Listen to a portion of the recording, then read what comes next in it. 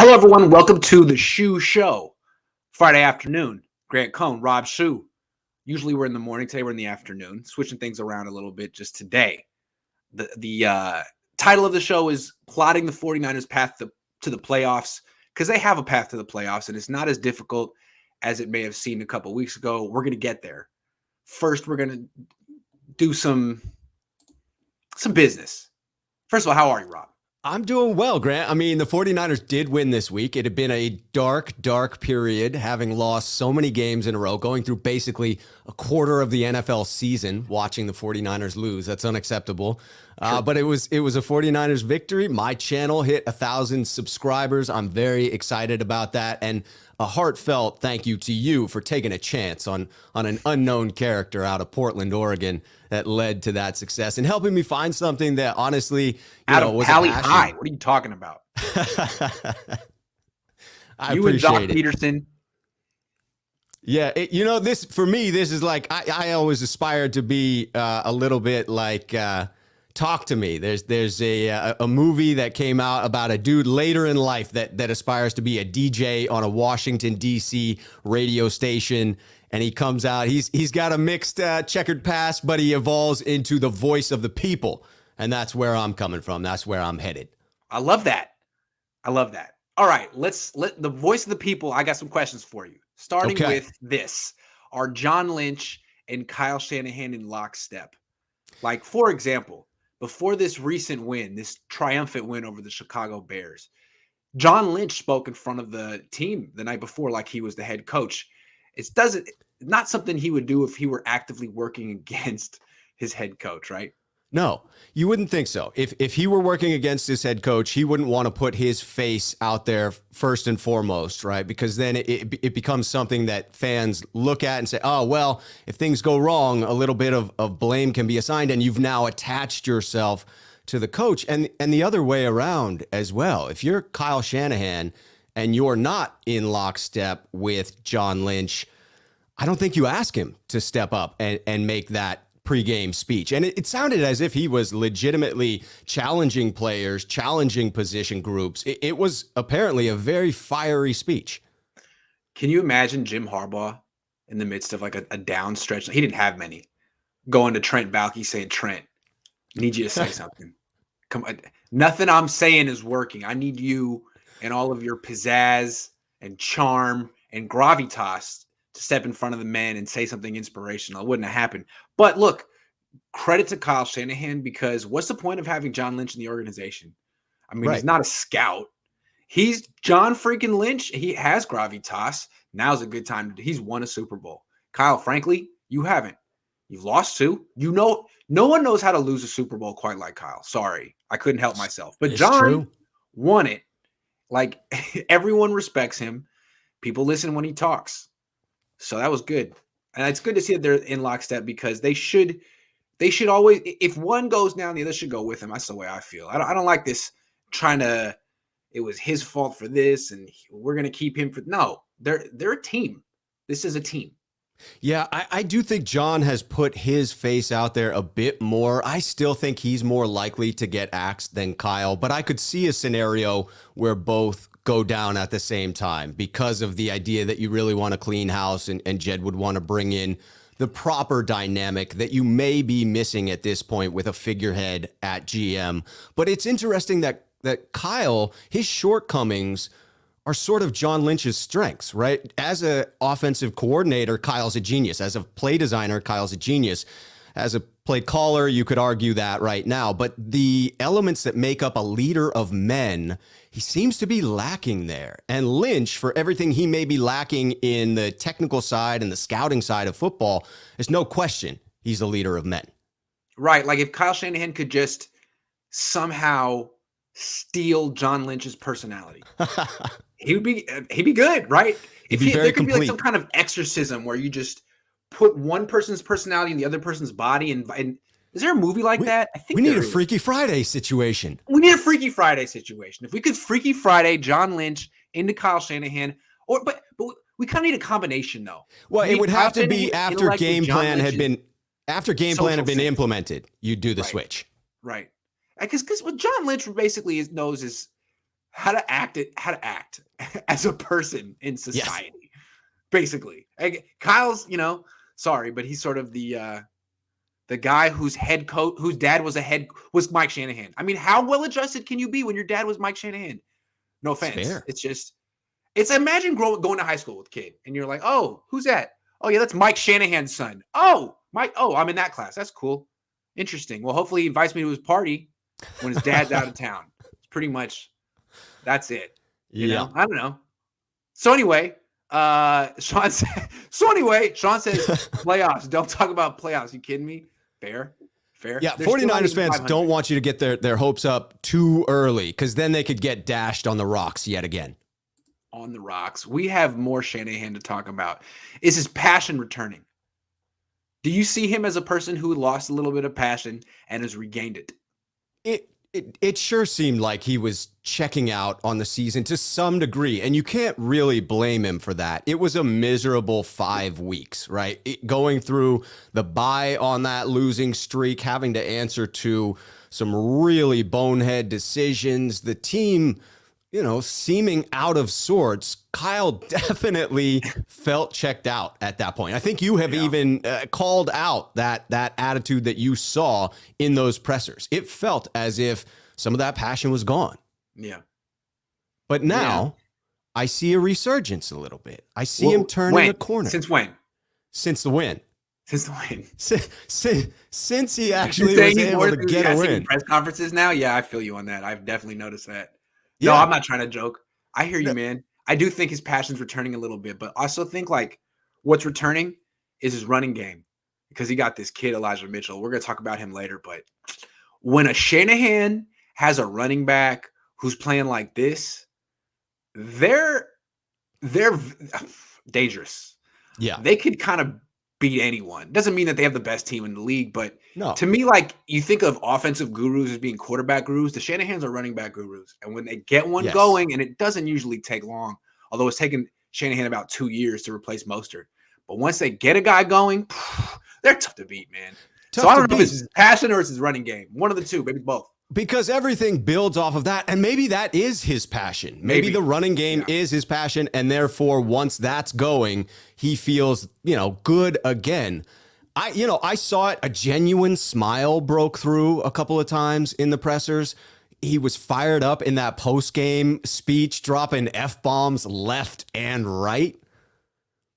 It's a real positive sign for me. It's turning the corner. But I do wonder if something to come out of this is another positive, right? And that is, was he humbled? What's that? He dropped a lot of F-bombs, right? That was he dropped a ton of F-bombs. That's him. He said, "I'm sorry, I have a very small vocabulary." That was hilarious. That was really cute. He can be charming sometimes. He really can. Usually after wins. Do you feel that he's been humbled a little bit by this experience, by a 5-game losing streak? No. 4-game losing streak. No, I'm sorry. No. I don't think Kyle Shanahan's been humbled by anything in a long time. I'm not trying to be cynical, but what I do feel like you're saying, there's something different. Something changed. You know what changed? Debo went for 83 on 3rd and 19. That changed the whole complexion of the season. If he went for 15 and they punted, I don't know where they'd be right now.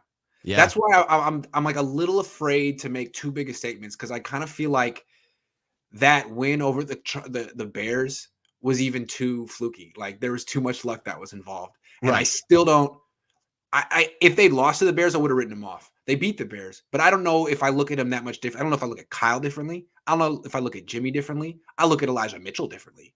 I look at Debo differently. Like these guys are serious Pro Bowl caliber players right now. But is Shanahan's passion returning? Let's see him beat Colt McCoy this weekend if that's what it comes down to. Let's see him do it two times in a row. Yeah, 2 times in a row. That's fair. In order to actually say that it has returned, it must be a trend. It can't just be a flash in the pan. Yeah, let's see him go on a little run here. So it could be the beginning of that. I'm not writing it off, but it could be the beginning of that. Real quick, that bye week, I don't know what happened the first few weeks of the season, but like the wheels fell off right away, and Brandon Aiyuk his career was going down the tubes. Yep. And then the bye week, Kyle Shanahan occurred to him like, maybe I should go talk to Brandon. Maybe. And they had a talk, and he was like, "Hey, Brandon, by the way, I don't hate you." And Brandon was like, "Really? Word?" Because thought you did. It seemed This is what pretty I'm clear guessing, you 'cause he did. said he had trust issues and they had to hash it out. Dude, I don't hate you. I'm trying to make you better. Really? It didn't feel that way. I promise. Okay. And now, dude, the passion, I don't know, maybe it's the communication. Yes. Well, What? I have tweeted this quote from John Harbaugh I because it's retweeted it. one of my favorites. And it is, if you want players to believe that you care about them, the best way to do that is to actually care about them. Yeah. It's as simple as that. And I think, another Saleh and Kyle were a great tandem. Saleh is big on how much showing his affection for players, right? He hugs them, he celebrates with them, he runs on the field. You have to physically hold him back, right? Right. Because he loves his players so much. Kyle's the opposite. If Yes. he feels it, he doesn't show it. He's looking at his play sheet. He's very Belichick. So Very they were analytical. good yin and yang, and he needs to, especially for his offense. Like Brandon Aiyuk could use a coach like Saleh, like John Harbaugh, someone who says, "I love you, Brandon. I believe in you." I mean, all I know is I'm that kind of person. If Kyle had been my mentor and said, "Grant, like you suck. I don't like your analysis of football." Like if I were to have to do it to prove him wrong, he could crush me. Yes. But luckily, I had Saleh, who called me up in 2019 and was like, "Grant, I believe in you. I think you're special. I think you're really good, but you're stuck doing this. You can do this." It's like I'm sensitive. I'm a millennial. That's the kind of positive reinforcement that I thrive off of. And I don't know if Kyle gave it to Brandon until recently. And maybe that's why you see a lot of people on the offense afraid to make mistakes, including the quarterbacks. Right.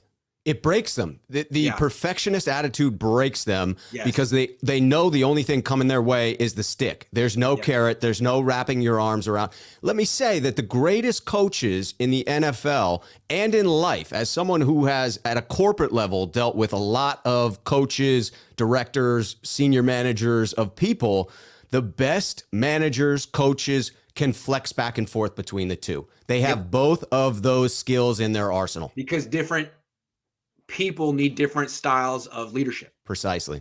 And it's clear that Brandon Aiyuk, what he needs is probably opposite of what Deebo Samuel needs. I don't know Aiyuk that well because I've never been in the locker room with him. He's been in the team only post-pandemic. But if you watch his press conferences, it's clear that he's extremely shy. Yes. And there's nothing wrong with that. Like a lot of great athletes are shy. But that just, you have to approach him. He'll shut down on you if you talk to him a certain way, as opposed to, I don't think Deebo would. No. Deebo is not shy, but there's nothing wrong with that. Anyway, Kyle seems to be getting it. Is his passion returning? I don't know. Whatever it is, he seems to be doing better. And I think maybe he actually did some serious self-reflection at the bye week and found some answers. Yeah, that's my hope. To your point of it potentially not having gone that direction and needing to see more, I get it. Because while I have seen less snark in the pressers, I did hear him say in response when asked about rhythm, he says, "I feel like when you guys ask that question, you're really talking about me."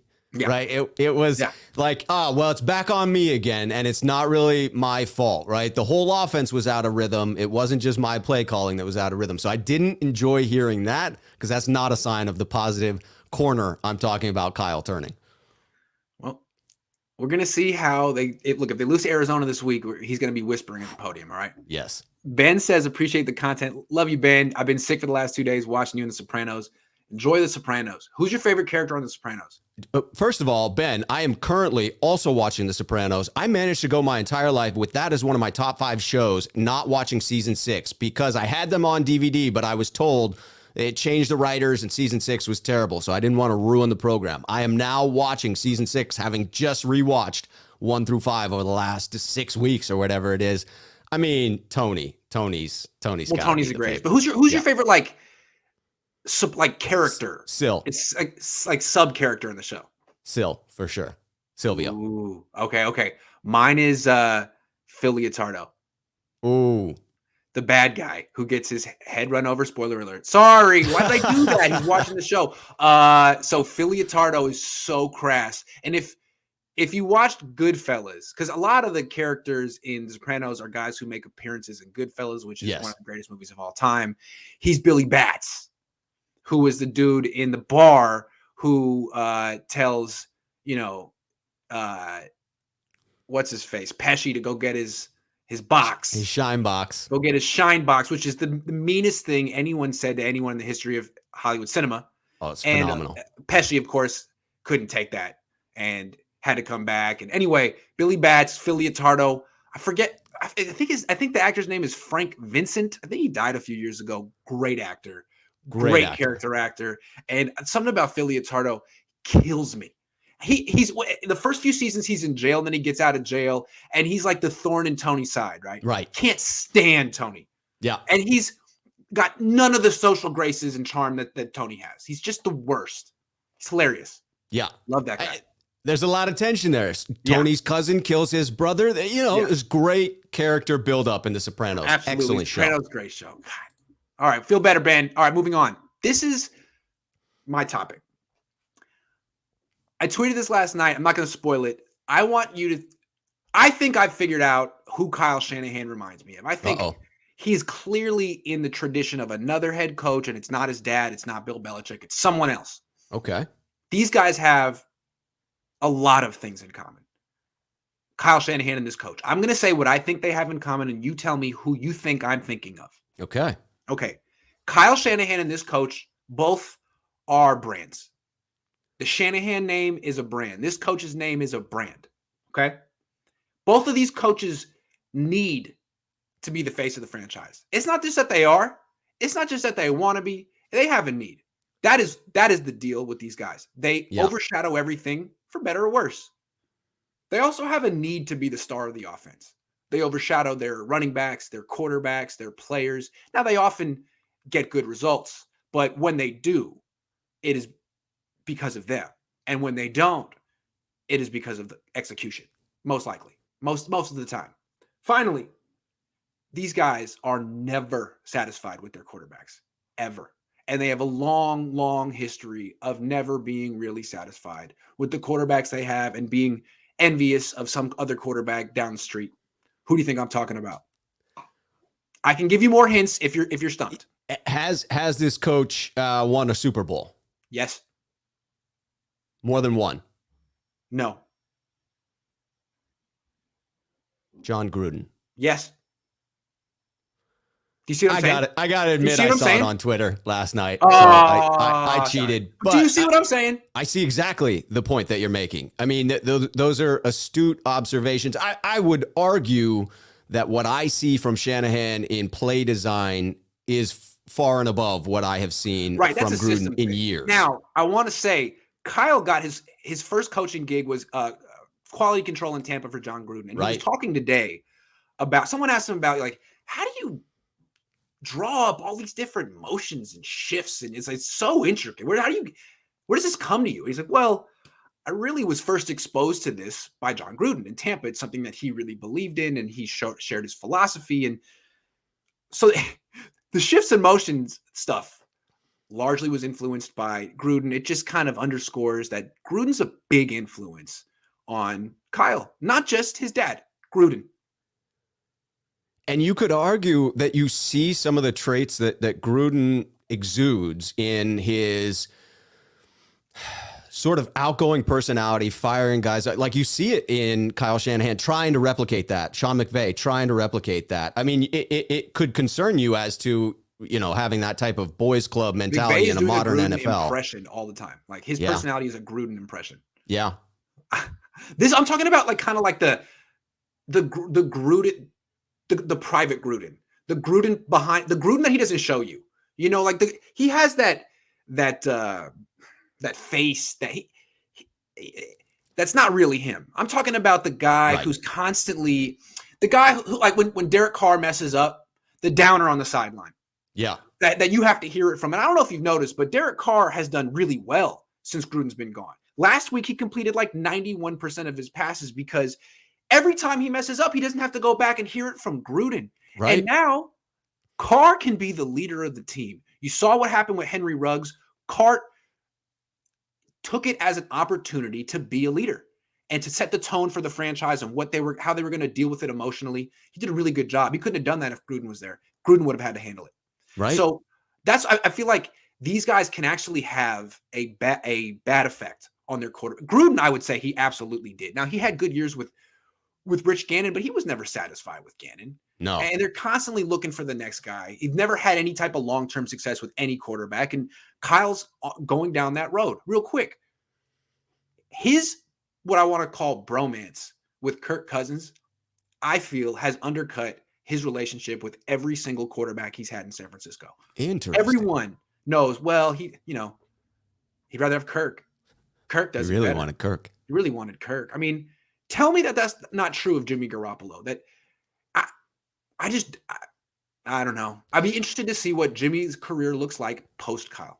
Right. Can it be saved by someone else? Can the regaining of his confidence turn the corner to what you saw in 2017? What is clear to me, regardless of whose fault it is, whether Jimmy lost it on his own, bears some responsibility for getting it back, Jimmy's a shell of his 2017 self. When I rewatch the tape of 2017 Jimmy at the podium, there's a marked difference in the body language and confidence he exudes in those pressers than any Jimmy I've seen, even after the victory. It's not the same level of confidence he had when he came in here. And I would attribute that to his relationship with Kyle Shanahan in what I've observed.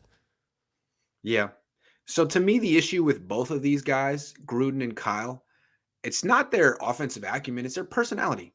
Straight up, it's their personality. So for Kyle to like turn the corner or fulfill the promise or reach his ceiling, he would have to really reflect on his personality and people skills and leadership style. And I don't know that like a 42-year-old can do that.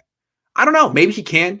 He had a really productive bye week, so maybe he can. I don't know, but I think that's what it requires. And look, if it ever came to the point where it didn't work out with him, I think what you're looking for ideally is someone who's not a brand, not a celebrity, someone who's just genuinely enthusiastic about building an offense around the quarterback that they have, not Kirk Cousins. Maximizing the talent on the team. Yeah, that's what you're looking for. Someone who's on the come up, who's got something to prove, who's not in it to be a celebrity, who's in it to excel in football, and is genuinely enthusiastic about coaching different kind of quarterbacks. Not, I need to coach Kirk Cousins and I'll wait a year. And I don't even want to look at Pat. Like, no, man. And I'm here because I'm, nah, dude. I want. Was Bill Walsh a brand when the Niners hired him out of Stanford? No. Was he rich? No. He had a lot to prove. And when he didn't get Phil Simms, he made it work with Joe Montana. He made it work somehow, some way. He did. He certainly did. Somehow, some way. Somehow, some way. 3rd round pick out of Notre Dame. Anyway. Yeah, the only thing I can end this segment on definitively is, regardless of that age, I can tell you my life experience dictates the truth that yes, people can change in that way. No question about it in my mind. I've witnessed it firsthand. I've gone through it myself. All right, fair enough. I'm not that Kyle? old. I'm about to be 34, so I don't want to speak where I haven't experienced. I don't know if Kyle can, but people can. Mark says Salah's Jets equal 2-6 right now. That's fair. They don't look good at all. But I think, and it's not my job to make excuses for Salah. I think it's fair to compare the Jets right now to the Niners from 2017. I would agree. I mean, it's his first year. They have the youngest team in the league. They have the most rookies and second-year players in the league. The Niners were 1-10 that year at a certain point. And if they hadn't made that trade for Jimmy Garoppolo, they most likely would have been 1-15 that year. So I don't know. Wouldn't write him off just yet. I mean, they had Josh Johnson throwing for like 300 last night. And let's be honest, that early on in new regimes, it's somewhat helpful to have a bad first season and get that low draft pick and utilize that on talent before you turn the corner. Also, if you're a coach, I think the thing to do, if you haven't inherited a really good team and you're starting over, what you kind of want to do is win enough to keep your job, but lose enough to really keep that bar low. Right. Like if you win 10 games year one with a bad team, I mean, people are going to expect 11 next year. You better have 11 next year. If you have 7, I mean, people are like, oh, you're on the hot seat. Oh my God. Just kidding, but kind of serious. Right. Trenton says, dark horse offensive rookie of the year, Elijah Mitchell. That's our next topic. We're going to come back to him. Would a win versus the Cardinals be a solid statement? Yes, they have the number 3 defense in the league. Even if they don't have Kyler Murray, I think the Niners should win, but still, number 3 defense in the league. Yeah, that's a big matchup regardless of what they have on offense. And Colt McCoy, suitable backup. Yeah, I mean, Colton McKivitz, doesn't matter. Niners by 20. 3-3 in division, beat Minnesota, Atlanta, solid path to 7 seed. We're going to take you through the path in a minute. But I like that you're already thinking. The wheels are turning. Kyle's They're tenure. ahead of us. You're ahead of us. Kyle's tenure at Niner fate was sealed with Stafford, McVay, and Cabo getting a deal done while Kyle was sleeping, mulling over a Stafford and Niners deal. Oh, man. It will be fun to look back on that and wonder how much Kyle feels, how he feels about missing out on that, because he came close to being in that sweepstakes. True. The way I interpret it, and I could be wrong, isn't that Kyle was sleeping or that I think Stafford wanted to go to the Rams. And I think the Niners expressed their interest first. And I think Stafford was like, oh, yeah, okay, that's all. And then the Rams were like, what about us? And he was like, oh, I would much prefer to play for the Rams and to live in LA. And I think they had a relationship, like the Lions general manager came from, it was just, he already had a home in LA. It was almost like, yeah. So yeah. I don't know if there's anything Kyle could do, leveraged really. The 49ers' interest to get the Rams. Yeah, I don't know if there's anything Kyle could do. I think Kyle's mistake was not realizing the Rams were going to pull that move and thinking he had a chance, probably. If that was his final play, then, man, you should have called Sean. That's your buddy. He could have told you, like, yeah, I'm going to make that move. Sorry, don't do it. Make a different plan. Make a different plan. All right. So the topic is Elijah Mitchell and Terrell Davis. We'll get there. You think the 49ers, well, both of us think the 49ers need to consider reducing Elijah Mitchell's workload. I asked the offensive coordinator, Mike McDaniel, I was like, look, I understand you're 3-4. You need all the wins you can get. The more you give the ball to Elijah Mitchell, the more likely you are to win. But he's got a rib injury. It's a long season. Is it hard to find the balance? And him with Debo, it's basically saying, look, I don't know, you talk about balance. We got to win games. And that means giving the ball to our best players. So there's no coincidence that he's getting like 18 carries a game. That's how freaking good they think he is. And if you look at it, Terrell Davis, back when he was a rookie in 95, had a very similar start to his career. Mike Shanahan made him the starter right away, and they started feeding him big time. And he was pick 196. Mitchell's 194. That's my way of saying I think that's why they're giving him so many carries. They see real special talent in him. That being said, they got to be careful. Have to be careful. My argument stems from the idea that the 49ers, you could certainly make a powerful argument, ran Raheem Mostert into the ground. I think it seemed clear to you, to me, to most 49ers fans that he was the type of back that would benefit from fewer carries in the game. And I know that his ego wanted to be the quote unquote starting back, and he wanted the contract that reflected being the starting back. And the 49ers may have made the wrong call in allowing him to push for that and putting him as the lead back. Had they managed his carries to 10 carries a game, it's fair to ask a question. Would he still be healthy at this point? You're probably right. I think, I think a couple things with Mostert. One, I think he had a knee thing for a while.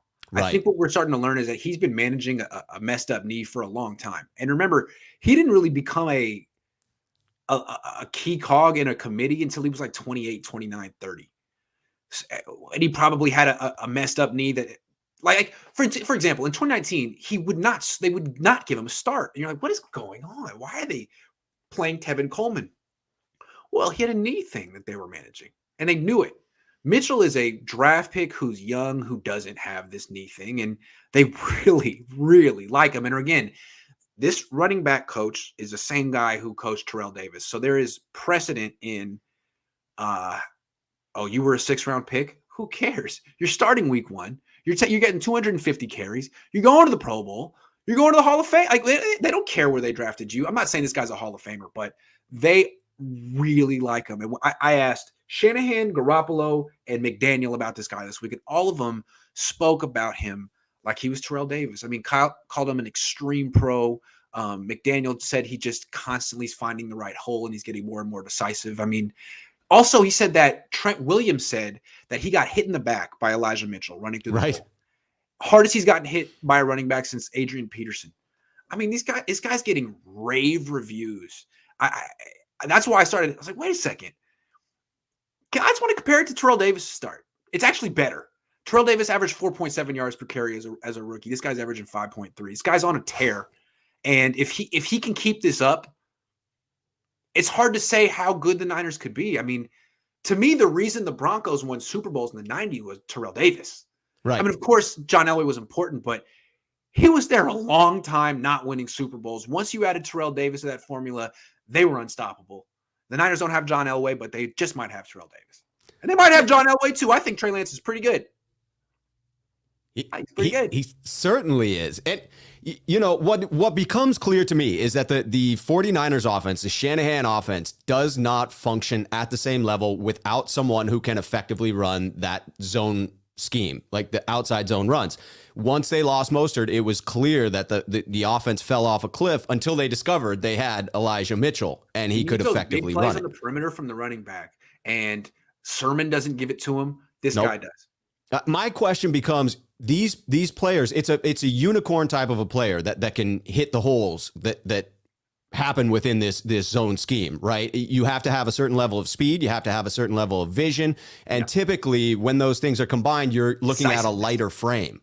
Decisiveness too. They always talk about that. Like, you don't want like the guy who's kind of like breaking down and not. Mostert was always, he would see it. It was wow, gone. Yeah. But you wonder if that quickness comes at an expense at players that have a few less pounds on their frame and therefore are more susceptible to these big hits. Is it something where you can have that type of runner, Elijah Mitchell, Raheem Mostert, and give them 18 to 20 carries a game and make it through a season? Because I get the idea that the NFL, the running back position has become a disposable asset. It's something that you can replace on a regular basis, but you can't replace it mid-season. So I get if the 49ers say, well, we're not worried about next year. We're going to see if Elijah Mitchell can have a phenomenal season in 2021. But my point being, you've got to keep him healthy through 17 games. Right. And remember, like, Mostert got hurt because he had a messed up knee. And he didn't get hurt from like the contact. I think there's a difference between running or outside the tackles and running between the tackles. Yes. The type of hits you're taking, the people who are hitting you are smaller. Yep. You're getting hit by safeties and linebackers and corners as opposed to between the tackles. So I think what they can do with Mitchell is less between the tackle runs. That's what Jeff Wilson Jr. can come in and do. He can do more of that. I mean, of course, you don't want it to be telegraphed. We're going outside the tackles every time Mitchell's in, but mostly you want to run on the perimeter. That's what your offense is built around, pitching the ball left and right, outside zone. That's what you want to do with all your best blockers are on the perimeter. Tackles, tight ends, your fullback, your two guards and center can't block anyone. They can't push anyone at the point of attack. So yeah, you want Mitchell as much as possible outside.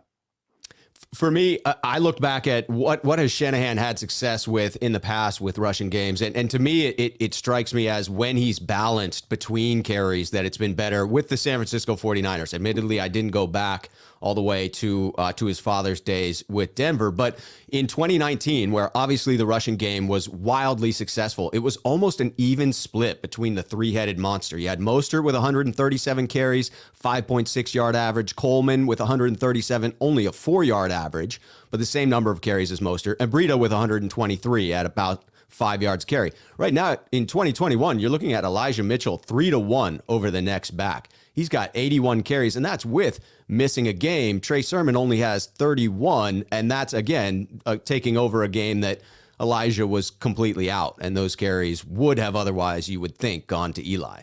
I do think Jeff Wilson Jr. is going to get some, but he hasn't played in a really long time. I mean, look, the Niners aren't good enough to choose how to win games. They have to get every win, and if they lose to the Cardinals, and the Cardinals don't have Kyler Murray, it'll be scandalous. So the Niners just have to win. And, the last time they played the Cardinals, they inexplicably gave Elijah Mitchell 9 carries. In retrospect, man, maybe if Trey Lance had Elijah Mitchell and a full workload of him, they could have put up more than 10 points. I mean, you really owe it to your entire franchise to give him at least 13 carries. So it's like it's a tough one because imagine losing another game where he only gets 9. I mean, it would be really, and that can't happen. Can't No. happen. So it's a difficult balance. You bring up a great point there to end on, which is that they may have lost the luxury to decide on fewer than 18 carries. They are at the point where every single game matters. You lose one more, it could be the end of the season. So, I mean, that's why you got Elijah Mitchell and Deebo Samuel. Like Deebo, they said is more injured now than he was last week. And he's going to try to gut it out because still got to play. They need him. If he doesn't play against the Cardinals, I don't know if they're going to beat the Cardinals. And same with Elijah Mitchell. Last year when the Niners didn't have, when they would have games that didn't have Deebo or Mostert. Hard to win. Hard to win no matter who your quarterback is. Really. So true. Terrell Davis in the backfield, but he's got a messed up rib. Take care of it, but also give him 18 carries. Sorry, not my problem. He seems to have a high tolerance for pain, so that's good. All right, we're going to do the path to playoffs in a second. We're going to get some questions first. Let's do it. Kyle has no experience in failing as a head coach with the pressure on him. He joined with no high expectations for the team, and now it's built up and all on him.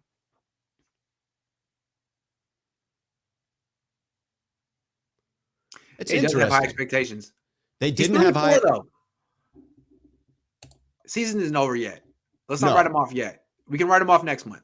Miguel says Niners need OBJ to help out Deebo because G Kittle is unreliable and Niners have no first-round picks the next 2 years. I wouldn't be surprised if the Niners find a way to do this. I don't know. Yeah, I think they absolutely submit a claim because it sounds like the terms I don't think have come out, but it sounds as if they renegotiated OBJ's contract to make it more palatable both for the Browns, but also for whomever might claim him on waivers to reduce the $8 million owed the rest of this season. It'll be interesting to see. I think a lot of teams will put in claims. Yep. Ethan says Elijah Mitchell is only 46 yards behind Najee, who leads rookie running backs. I think the rookie of the year is going to come down to Elijah Mitchell and Mac Jones. Ooh. Hope for 49ers fans' sanity's sake that it's Elijah and not Mac Jones, because that will start an enormous Twitter feud. Okay, the path to the playoffs. It exists. It's out there.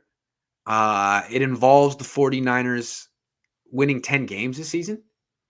So that means they need to win 7 of their remaining 10. Dang. That is correct. So they got to go 7-3 down the stretch after starting 3-4. Okay. All right. Let's see what they got.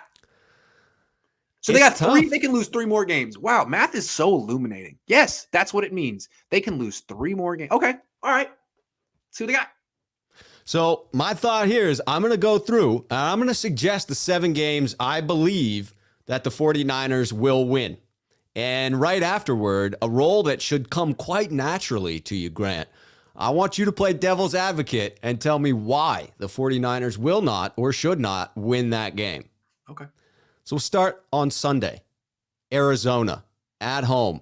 Half the team is injured. Kyler Murray, you know he's not playing, right? Vegas moved the odds. As soon as they did that, you knew Kyler was out. So no Kyler Murray. I think it's obvious the Niners should win this game on Sunday. They should win it. I agree. If they're going against Colt McCoy, it would be really bad to lose that game. But if Elijah Mitchell and or Deebo Samuel can't go or they're limited, that kind of evens things up. And the one way or another, the Cardinals are bringing a really good defense. A really good defense that ranks 3rd in the league in points allowed, 4th in the yards allowed, and held the Niners to 10 points last time. So this one could be, close, which means special teams, a field goal, a fumble could determine the game. But the Niners should win the game. Doesn't mean they will. Doesn't mean they will. When you look at the 2 turnover margins for the Arizona Cardinals versus the Niners haven't San Francisco 49ers. A hot first half in a long time, man. Like week 1. Yeah. So I don't know. All right. Well, I think fans can decide. I'm sticking with Arizona. Yeah. I think it's a pick'em game, though. I don't even think they're favored. They're not. It may be like half a point at this point, but it's real close.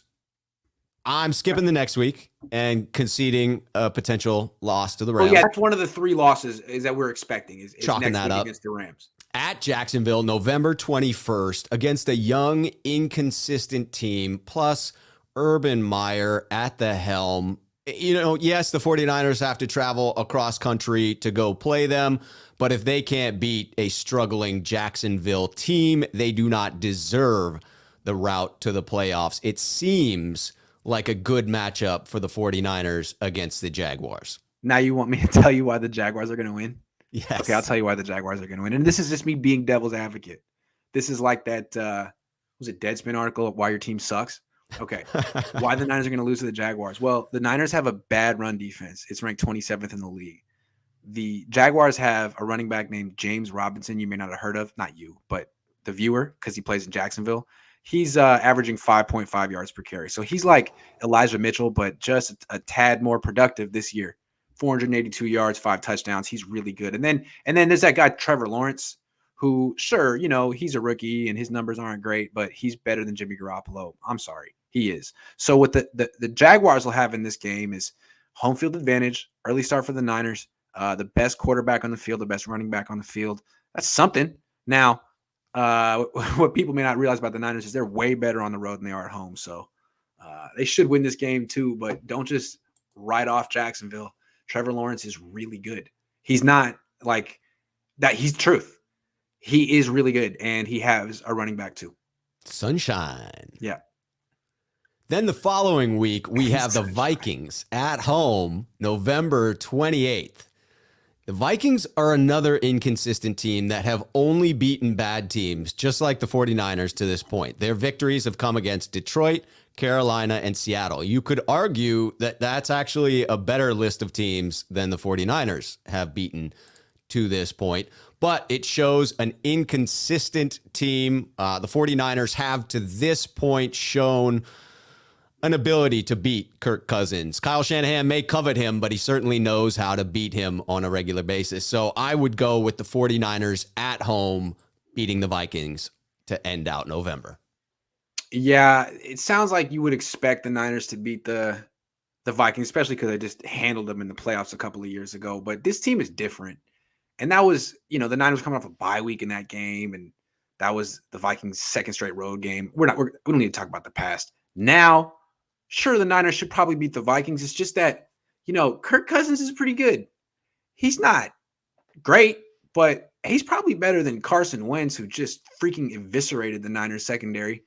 And, instead of just Michael Pittman, who the Colts have, this team has Justin freaking Jefferson and Adam Thielen. So, teams can just throw the ball deep and bank on getting 3 or 4 defensive pass interference penalties a game or just big plays. No one fears the Niners secondary, especially until Jimmy Ward, even with Jimmy Ward on the field. So, no offense to Jimmy Ward, but a upper echelon quarterback who has 2 upper echelon wide receivers. That's a recipe for the Niners giving up lots of big plays and lots of penalties. It is. And this one figures to me to be a tough one because the Vikings are obviously one of those teams that the 49ers are competing with for that 7th seed. So that could be a critical game, as is the one the following week at Seattle, December 5th. I'll definitely be there at that game. Disclaimer. I have been assigned the devil's advocate role. So I'm not predicting the Niners are going to lose these games. This is the Schuh show. He made me make the argument for these teams. So I'm just doing it. This is a collegiate exercise. I'm not predicting any of this. It's true, 49ers fans. I forced him into this role to be the bad guy because I didn't want to be the bad guy. I didn't want to be telling you why the 49ers might lose these games. See, that's the best way to get airtime is to just make me defensive. Okay, let's keep going. At the Seattle Seahawks, December 5th. I'll be there at that game, so that's reason enough, right? When I'm in attendance, let's be clear, Grant, that is all the mojo that the 49ers need. Yes. Obviously, that's not true because I was at the last two Super Bowls. Yeah, no, it's an incomplete team. It's a poor defense. It's a porous offensive line. Yes, they will have, I think, Russell Wilson back at that point. But even before the injury, the Seahawks were not a complete team. That should be one of the more winnable games on the schedule. Yeah, but it's in Seattle. And it's always difficult to win in Seattle, especially when there's fans up there. They just seem to play better up there, Seattle. Like it's a surface built for speed, and they're usually a pretty fast team on offense and defense. They usually play well against the Niners offense. And again, that's a Hall of Fame quarterback with two really good wide receivers, and you just know they're going to get a bunch of pass interference penalties. So it's kind of the equalizer, not necessarily a win you can just chalk up. Definitely not. Russell Tough Wilson. matchup. No. The next one I've got, I think, may fit that category a bit better. The Falcons, December 19th. So far, their only wins are against the Giants, the Jets, and the Dolphins. Obviously, without Calvin Ridley at this point, it's unclear whether he will be back at that point. He's on the non-football injury list. I don't know that the story is completely out with what's going on personally for him. Hold on, you skipped a game. Say that again? You skipped a game. Oh, yes, that's the one I'm conceding. I skipped the December 12th game, correct? Oh, you think Cincinnati beats the 49ers? I give Cincinnati the nod. They're a tough team. Tough take, a good quarterback, a really good wide receiver. Niners. Okay, fair enough. Okay. All right. So the two games so far, Rams, Bengals. Okay. Yep. Falcons, December 19th, win. Like I said, they've only beaten subpar teams and are missing some key weapons on offense. I think that should be one of the easier remaining matchups for the 49ers. Yeah, they don't have a running back, really. I mean, they have Kyle Pitts, who's phenomenal. They lost Ridley. They don't have Julio Jones anymore. I mean, yeah, the Niners, I can't even really make an argument for I mean, what they have going for them is Matt Ryan, who I still think is underrated. My dad gets all worked up and calls him a loser and stuff. I don't know where that came from. I think he's pretty good. I think a lot of these quarterbacks, I think it's possible that Matt Ryan and Jimmy Garoppolo in particular are looked a little bit, their perception's a little bit worse than they are because Kyle blew the Super Bowl twice. I mean, honestly, like Kyle blew the Super Bowl twice, took no responsibility for it. And the fallout is people look at Matt Ryan and Jimmy Garoppolo as being losers. That's why my dad calls him a loser. It's like, actually, Matt Ryan's really good. And it'll be interesting to see what happens to Jimmy Garoppolo when he finally leaves the organization. I'm not trying to say that all of a sudden I'm Team Jimmy, but you wonder what Jimmy's career would have been like if Kyle had just taken the blame for that. Right. Yeah. Right. Anyway, that's totally off topic. Path of the playoffs. Totally off. I'm conceding the next game. We can skip past that. The Christmas Eve game, I think it is. Even though they lost Derrick Henry, but still, it's a Thursday night game on the road. That's hard. Very far. Right. It's a long trip. Yeah. And it looks, Derrick Henry could be back by that point, correct? Yeah. Yeah, so that'll be a tough one on the road. I am surprised, devil's advocate on the Falcons, that you didn't just say, well, they're playing at Levi's and they just can't seem to win. That is good. I like that. That's good. That's what I'm going with. That's another one that you could use here on the January 2nd against the Texans. Come on, man. They've already lost to Matt Ryan at Levi's once. That wasn't even that long. That was when they were good. Yeah, that's what I'm going with. And I don't think Calvin really played in that game. No, last second loss. They just dropped it. Of course, yada, yada, yada. But Kyle Pitts is better than Julio Jones, so who cares? So the next one is the Texans, January 2nd. I just can't. I don't think I even need to come up with reasons why the 49ers should beat the Texans. I think when you say you're playing the Texans, that should be enough. Okay, I'm going to try to make an argument for the Texans here. Good luck with this one. So the Texans should win because they have Mark Ingram, who's averaging 3.2 yards per carry, and David Johnson, who's averaging 3.7. Brandon Cooks is having a good year, and Davis Mills isn't terribly awful. Yeah, if the Niners lose to the Texans, that would be bad. I don't think I can make an argument. This is pretty much the whole team would have to be hurt. So let's sum up what we've done to this point. Like, we have gone through 6 games. I think we're in agreement on the 3 tough matchups that I conceded could be losses when we're talking about the Rams, the Bengals, and the Titans, 3 very competitive teams. Now we've gone through 6 games that I predicted they would win. You played devil's advocate and said why they may not.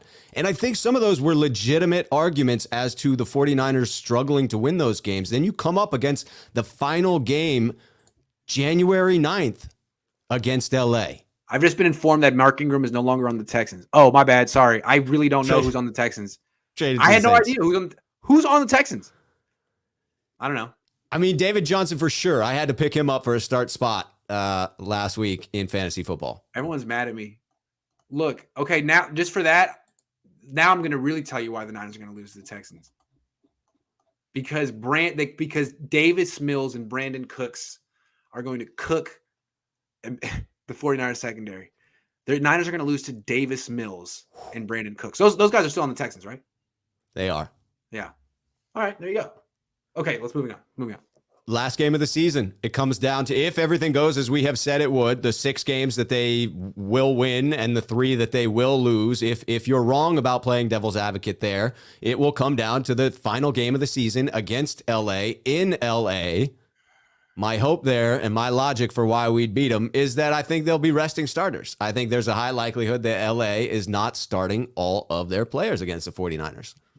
That's interesting. Possible. Now, the argument against that is that even if they're like a couple of games past ahead of the Cardinals by then, there's only one bye week. There's only one, not 2. So they might be competing with Tampa for that number 1 seed. So it just seems like it's harder to get the bye week, and it's more likely that you're going to have one team that's in contention with you at the end. If that's the case, then the Niners probably wouldn't be favored. Although you never know who's going to be healthy 2 months from now.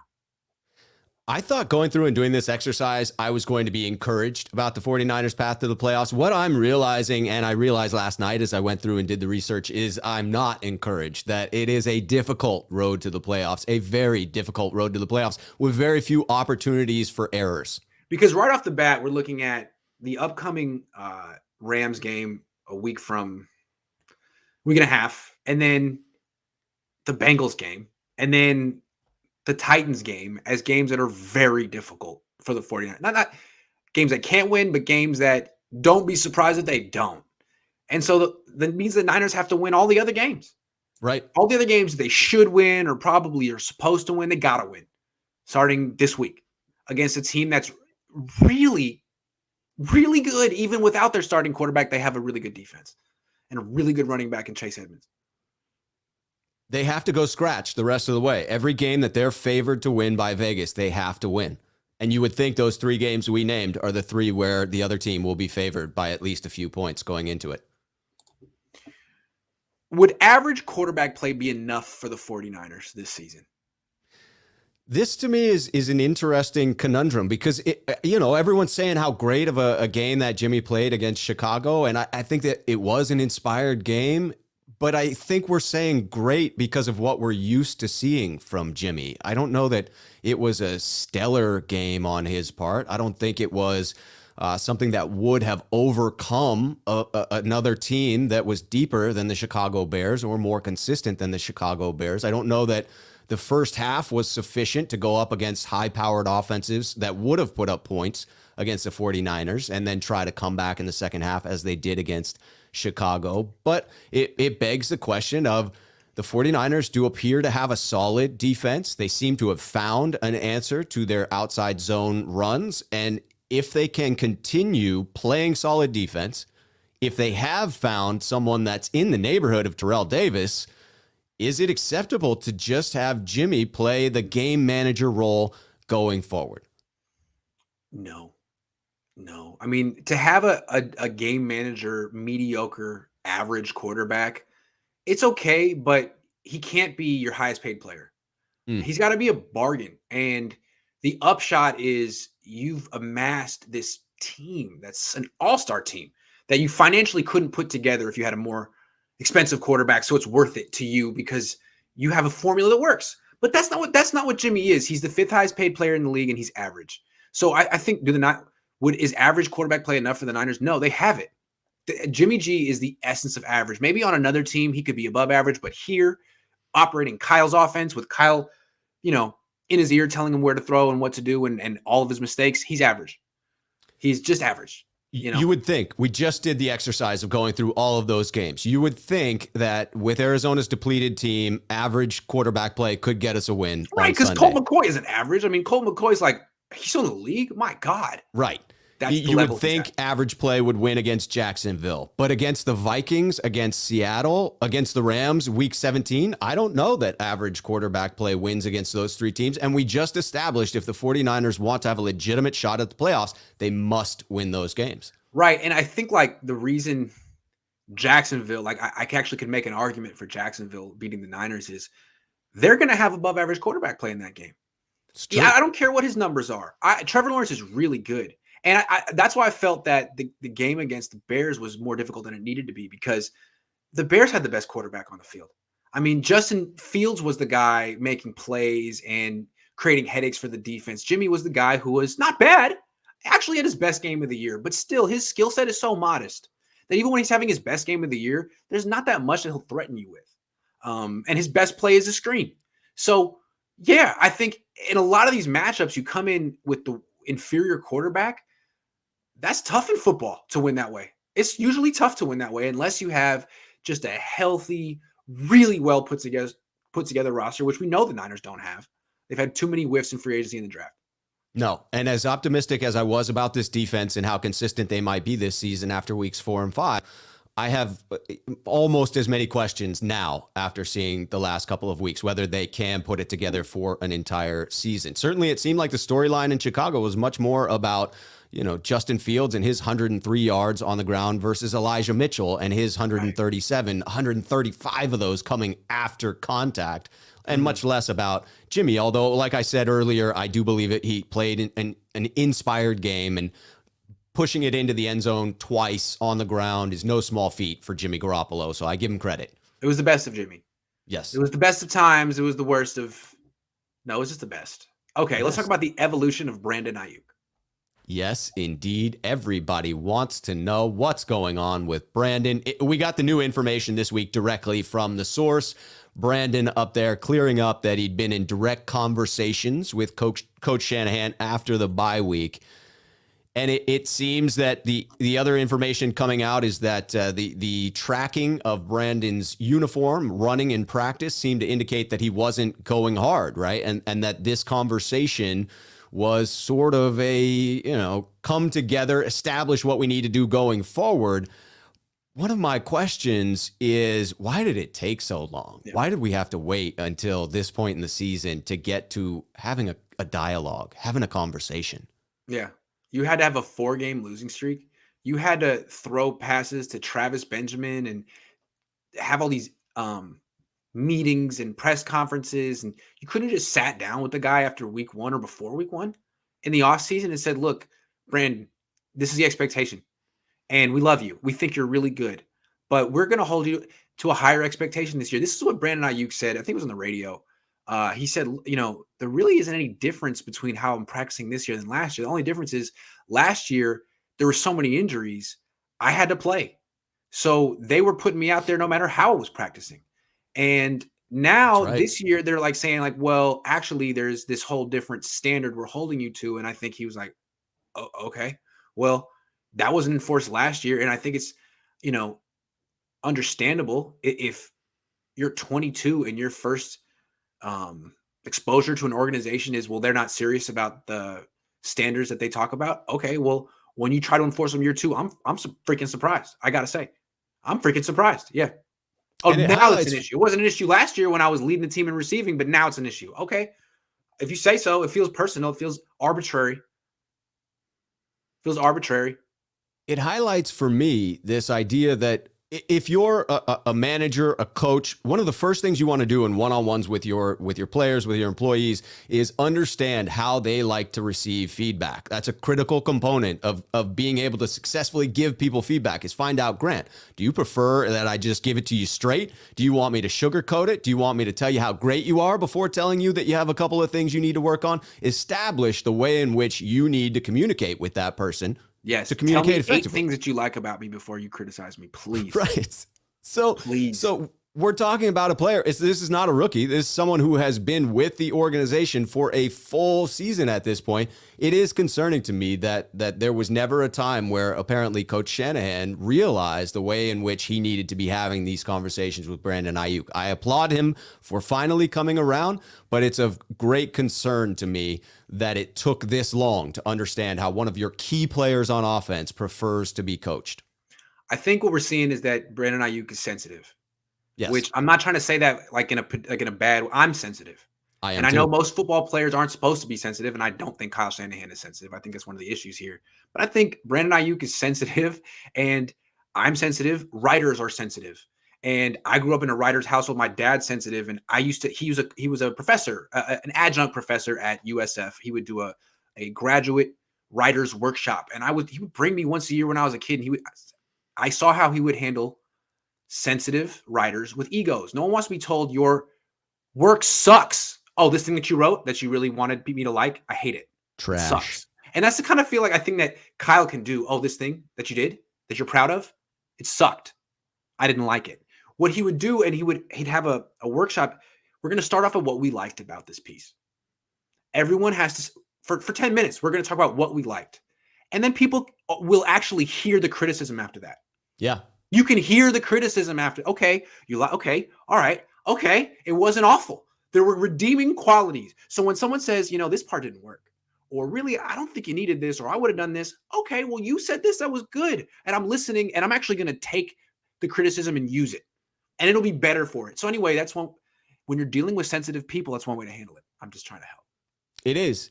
And the other thing that came out of this is a common narrative that people were implying that, well, you see, I mean, Shanahan's been working with Aiyuk all along. He was clearly never in the doghouse. And that is crazy to me. To me, I don't want to contradict some of the beat reporters that I respect first and foremost, and still respect, no question, but I disagree with them on this one wholeheartedly in that I think it's very clear at this point with everything that's coming out. It underscores 100% he was in the doghouse, that it took this change from Shanahan in order to reverse the trend. And so I applaud him for that, but I also am not going to gloss over the fact that it took him a long time to get there. And if he doesn't learn from this experience, he may just repeat it again with the next player. It was Mr. Aiyuk in the doghouse with the candlestick. That's what happened. That's what happened. That's Them's what the happened. facts. We're going to answer a couple questions.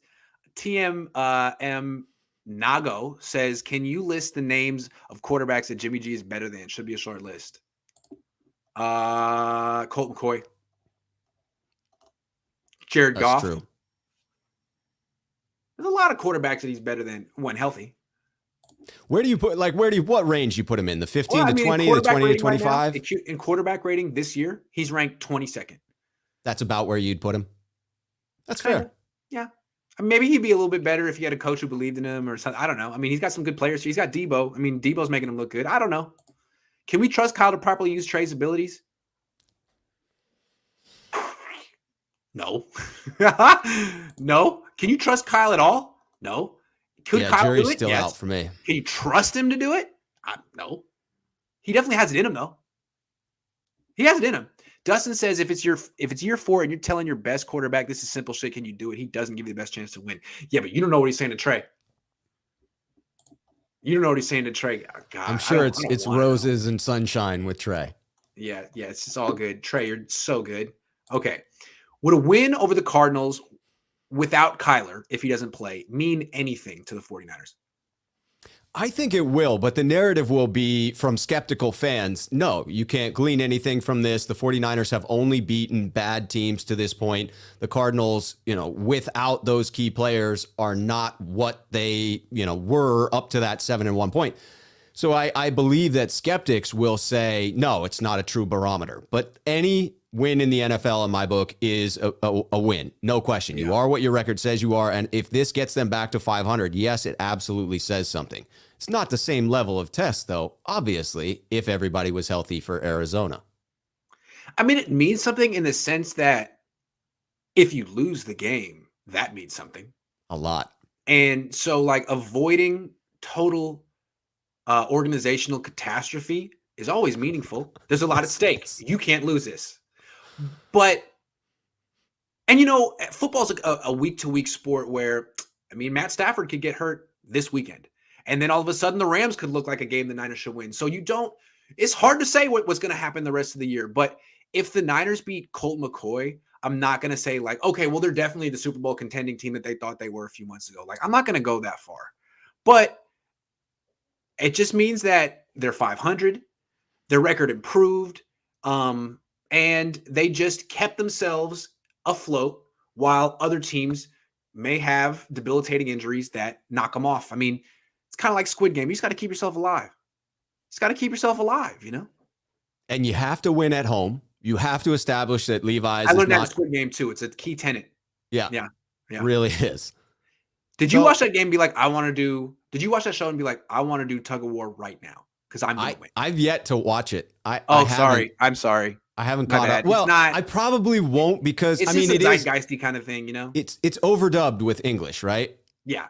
That bothers me because I'm hard of hearing. And so my mind, I didn't realize how much I read lips until we all started wearing masks. And now I realize I can't hear what anybody's telling me out in public. Like it just, I read people's lips. And so I think I'm sure you can get subtitles though. I'm sure that may be what I need to do because it bothers my brain too much. I'm looking at their lips. I hear the English. It just throws me off. Just learn Korean and then watch it the original way.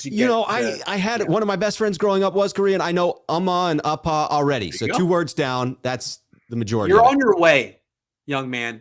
Yep. All right. So it would mean something. It would mean a lot if they lose. So, avoiding that is good. Good. I think just the fact that the Niners put themselves in such an early hole and just kind of like the ability to take care of business 2 games in a row. They lost to the Colts, and the Colts are looking a little bit better, but man, like just beat the teams you're supposed to and give yourself a chance. The Rams might lose Stafford. They could lose Cup this weekend. You just give yourself a chance. Absolutely. Anything can happen any given Sunday. All we are saying is give yourself a chance. Do you think Trey Lance will play in this game? I do. I think he didn't play last week because coming off of an injury, not 100%. Didn't get the full week of practice. And they can say, look, he's hurt. That's why we didn't play him. But you have to prepare for what seems like the inevitable, which is Jimmy getting dinged up again at some point in the season, right? The first injury happened early in the season, so you had a lot of season to go. Jimmy's not proven he can stay healthy for that, so you can't get to the next game. Trey needs to start and be like, he's not prepared because, we haven't given him any snaps and we haven't gotten him on the field and we don't let him practice because Jimmy needs the reps. And we couldn't have foreseen this injury to Jimmy G. It was unforeseeable. No, you got to get him snaps. I think, I think you're right. Last week they didn't play Trey Lance and they had an excuse. He's injured. We're being careful with him. This week they could say it again. Sure. But harder to. It's less convincing. He's just been a full participant in practice all week, less convincing. I think they need to get back to finding him 3 to 7 to 10 snaps a game in the name of developing him, preparing him for this eventual transition, which could happen sooner than you think because Jimmy Garoppolo gets hurt. And just the fact that this offense has slow starts every week and it couldn't hurt just to add something else to it. Get a little bit of excitement out there on the field. Yeah, it seems like the right play. It's not just about future development, to your point. It truly does help the team on a weekly basis. And I don't think you can worry about Jimmy's fragile ego if that is a concern in taking away what are easy plays, right? When you bring in Trey for what you hope is a gimme touchdown, you're taking away a gimme touchdown from Jimmy. And there's some concern to that in close games.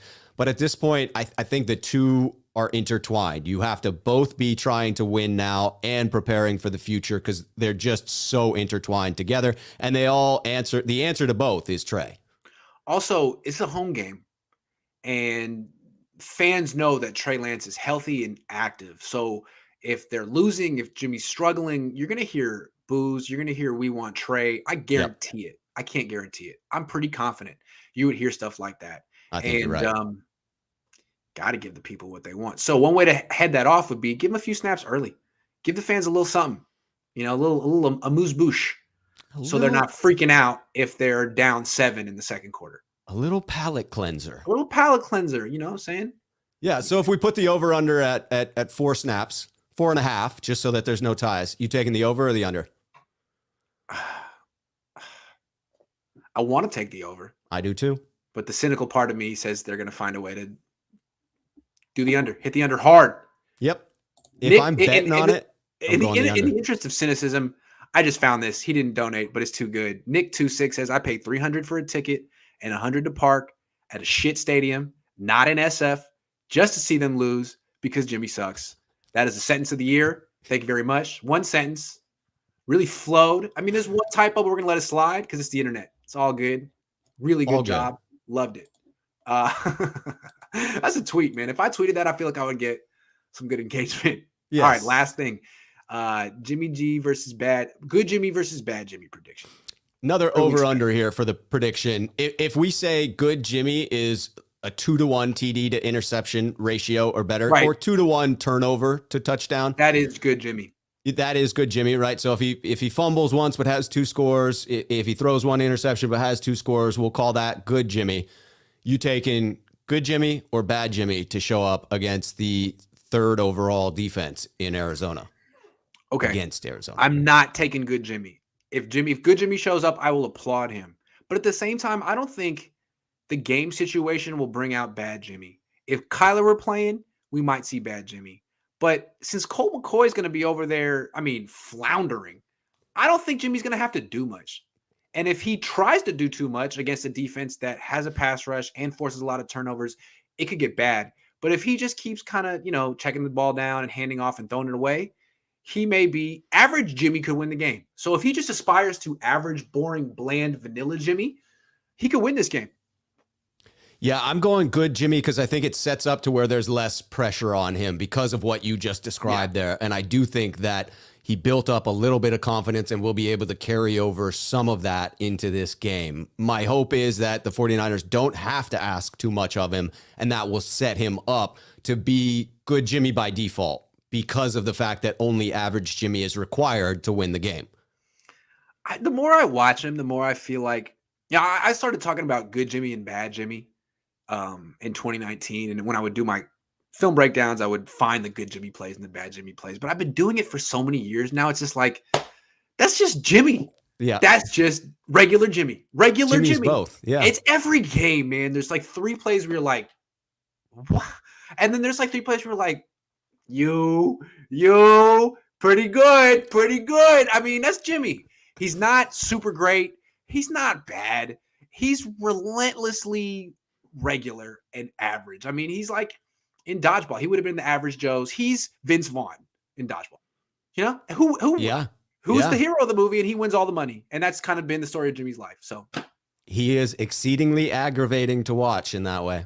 Yeah, really, really is. So we'll see. I hope they just give us a little Trey Lance. So, because, I don't know. I'm with Nick too sick. Like I'm just a little bored of the Jimmy regular experience. Nothing against Jimmy. It's just I've seen a lot of it. I know what to expect.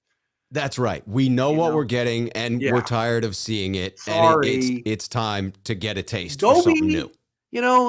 I don't know. Houston's quarterback. Let the good people of the Houston metropolitan area get the Jimmy Garoppolo experience for the next 3. They'll love it. Love it. They'll love it. Love it. Man. Well, this was a rousing episode of the Schuh Show. Phenomenal. 1, because all the previous episode didn't have the name. Now it's episode 1. It's gold. Just a reminder for your fans that I continue the party after this. So go over to my channel. There's a live that's already scheduled. I'll be in momentarily after I get a drink of water and just keep going to talk Niners because I got to keep it going. Got to keep the dialogue going. Absolutely. Go over there. I don't know if any of you guys got tickets for Chappelle tonight. He's performing midnight at Punchline. I tried to get tickets, but they were sold out in 2 seconds. I've seen him at the Punchline. I think it was back in like 2007. It's the best way to see him because there's like 150 seats there. Ugh. And it's so intimate that it's almost awkward. And instead of like really having material, he just kind of like makes fun of everyone that's right in front of him. It's great. And I didn't make it. I didn't get it. I'm sure tickets like a couple grand on StubHub, and I'm not going to do that. But anyway, I'll be honest. I don't know why I said that. If I was were in thinking town, I'd consider the couple grand price tag. Like this is a special one, but that's a lot of Punchline is the freaking best. money. I don't know if anyone's ever been to Punchline in SF, but it's very, very small. It's like they don't even have a stage. It's just kind of like a little area with chairs around it. I mean, it's a lot of fun. That's the place to go. Anyway, Intimate. intimate. Have a great weekend, everyone. Say hello to your families for me and get a good night's sleep and brush your teeth. Take care.